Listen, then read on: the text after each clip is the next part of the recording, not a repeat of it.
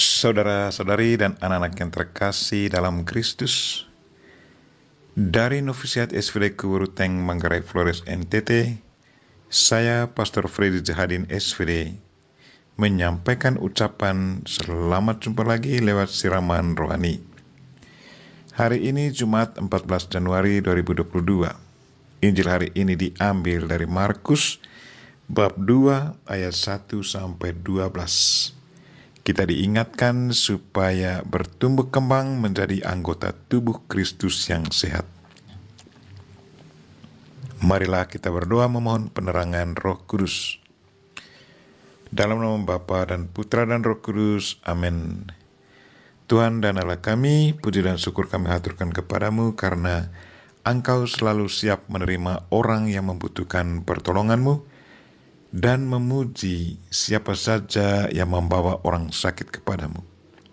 Kami mohon, sadarkanlah kami akan peran kami sebagai anggota tubuh-Mu, dan gerakkanlah hati kami untuk membawa yang sakit kepadamu, agar kami bisa tumbuh kembang menjadi anggota tubuh-Mu yang sehat. Tuhan, utuslah Roh Kudus-Mu, terangilah pikiran dan hati kami, agar sabda-Mu yang akan kami dengar dapat kami pahami dengan baik, dan isi pesan-Mu dapat kami hayati dan amalkan dalam hidup harian kami. Doa ini kami sampaikan dengan perantaran Kristus Tuhan kami. Amin. Tuhan sertamu dan sertamu juga. Inilah Injil Yesus Kristus menurut Markus. Dimuliakanlah Tuhan. Selang beberapa hari sesudah Yesus datang ke Kapernaum, tersiarlah kabar bahwa ia ada di rumah. Maka datanglah orang-orang berkerumun sehingga tidak ada lagi tempat, bahkan di muka pintu pun tidak. Sementara Yesus memberitakan sabda kepada mereka, beberapa orang datang membawa kepadanya seorang lumpuh, digotong oleh 4 orang. Tetapi mereka tidak dapat membawanya ke hadapan Yesus karena orang banyak itu. Maka mereka membuka atap yang di atas Yesus. Sesudah atap terbuka, mereka menurunkan tilam tempat orang lumpuh itu terbaring. Melihat iman mereka, berkatalah Yesus kepada orang lumpuh itu, "Hai anakku, dosamu sudah diampuni." Tetapi di situ duduk juga beberapa ahli Taurat. Mereka berpikir dalam hati, mengapa orang ini berkata begitu? Ia menghujat Allah. Siapa yang dapat mengampuni dosa selain Allah sendiri? Tetapi Yesus langsung tahu dalam hatinya bahwa mereka berpikir demikian. Maka ia berkata kepada mereka, "Mengapa kamu berpikir begitu dalam hatimu? Manakah lebih baik, mengatakan kepada orang lumpuh itu, dosamu sudah diampuni, atau mengatakan, bangunlah, angkatlah tilammu dan berjalanlah? Tetapi supaya kamu tahu bahwa di dunia ini Anak manusia berkuasa mengampuni dosa." Lalu berkatalah Yesus kepada orang lumpuh itu, "Kepadamu kukatakan, bangunlah, angkatlah tempat tidurmu, dan pulanglah ke rumahmu." Dan orang itu pun bangun, segera mengangkat tempat tidurnya, dan pergi keluar di hadapan orang-orang itu. Mereka semua takjub lalu memuliakan Allah. Katanya, "Yang seperti ini belum pernah kita lihat." Demikianlah sabda Tuhan. Terpujilah Kristus. Saudara-saudari dan anak-anak yang terkasih dalam Kristus, tema renungan kita hari ini ialah bertumbuh kembang menjadi anggota tubuh Kristus yang sehat. Dari kisah penyembuhan orang lumpuh hari ini, kita melihat beberapa hal yang penting yang mungkin baik untuk direnungkan dan diterapkan dalam hidup harian kita. Yang pertama, sikap orang lumpuh. Ia tidak berdaya dan tidak bisa membantu dirinya sendiri. Hidupnya sangat bergantung pada belas kasihan orang lain. Yang menarik pada diri orang lumpuh ini adalah kesediaannya untuk digotong oleh mereka yang mau membantunya. Karena kalau saja ia menolak untuk dihantar ke Yesus, pasti penyembuhan tidak akan terjadi ke atasnya.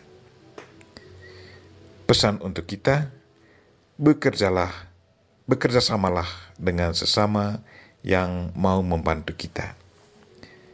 Kadang ada orang yang siap membantu dan mendoakan sesama, tetapi orang yang mau dibantu tidak mau bekerja sama, tidak mau ikut berdoa bersama dengan mereka yang mau membantunya. Yang kedua, sikap dari keempat pengusung orang lumpuh. Mereka sangat mencintai dan menaruh belas kasihan pada orang lumpuh itu. Cinta dan belas kasihan mereka diwujudkan lewat membawa si lumpuh kepada Yesus Kristus.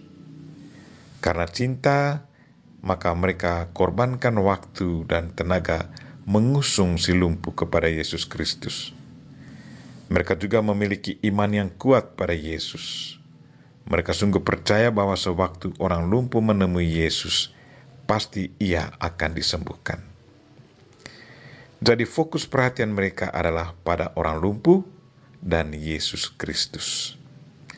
Apapun yang terjadi, entah rintangan berat atau ringan, mereka akan tetap berusaha membawa teman mereka yang lumpuh itu harus bertemu Yesus.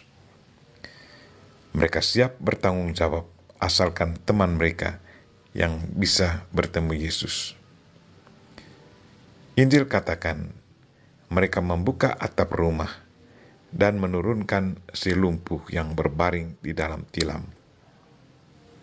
Dan ketika melihat iman mereka, maka berkatalah Yesus Kristus kepada orang lumpuh itu, "Hai anakku, dosamu sudah diampuni." Pesan untuk kita, supaya selalu siap sedia melayani sesama dengan penuh cinta, bertanggung jawab melayani sesama yang sakit atau yang sangat membutuhkan pelayanan sampai dia mengalami perubahan hidup dan kebahagiaan, serta bisa kembali berdikari dalam hidup. Bawalah sesama kepada Kristus, apapun tantangannya. Siap sedialah selalu menerima tantangan dikala kita melayani sesama. Dan usahakan agar orang yang dibantu mengalami Kristus dan memperoleh keselamatan. Yang ketiga, sikap Yesus Kristus sendiri. Ia memuji iman mereka yang mengantar si lumpuh dan mengampuni dosa si lumpuh.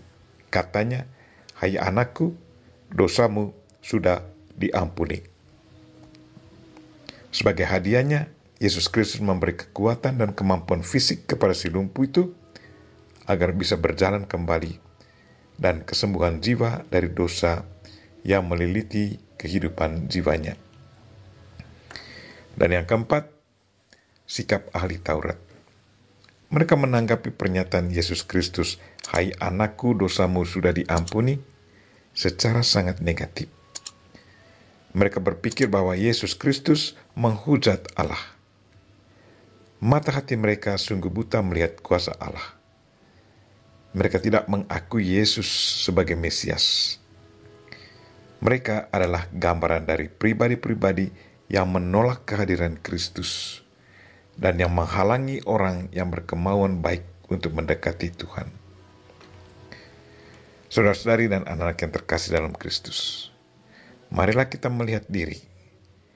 Sesudah melihat tingkah laku keempat pribadi dalam Injil hari ini, kita masuk dalam kelompok yang mana? Apakah kita seperti orang lumpuh yang selalu siap bekerja sama dengan orang yang siap membantu kita? Atau sama seperti keempat pengusung yang mencintai sesama dan siap berkorban demi kebahagiaan dan keselamatan sesama, serta membawa sesama kepada Yesus Kristus? Atau kita seperti ahli Taurat yang menolak kealahan Kristus dan selalu berpikir negatif akan kebaikan orang lain? Atau kita seperti Yesus Kristus yang selalu siap menerima sesama yang membutuhkan bantuan dan memberi mereka kekuatan dan hidup baru? Marilah saudara-saudari dan anak-anak yang terkasih, kita berdoa semoga Tuhan selalu menyadarkan kita bahwa kita adalah anggota tubuh Kristus. Sebagai anggota tubuh Kristus, kita sudah seharusnya selalu punya rasa tanggung jawab untuk selalu bekerja sama, saling membantu, dan memberi kekuatan dan semangat baru kepada sesama, sehingga kita bisa bertumbuh kembang menjadi anggota tubuh Kristus yang sehat. Kita memohon Bunda Maria untuk mendoakan kita. Amin. Marilah kita memohon berkat Tuhan. Tuhan sertamu dan sertamu juga. Semoga saudara sekalian dan mereka-mereka yang kita doakan pada hari ini dan segala aktivitas kita sepanjang hari ini dilindungi, dibimbing, dan diberkati oleh Allah yang Maha Kuasa, Bapa dan Putra dan Roh Kudus. Amin.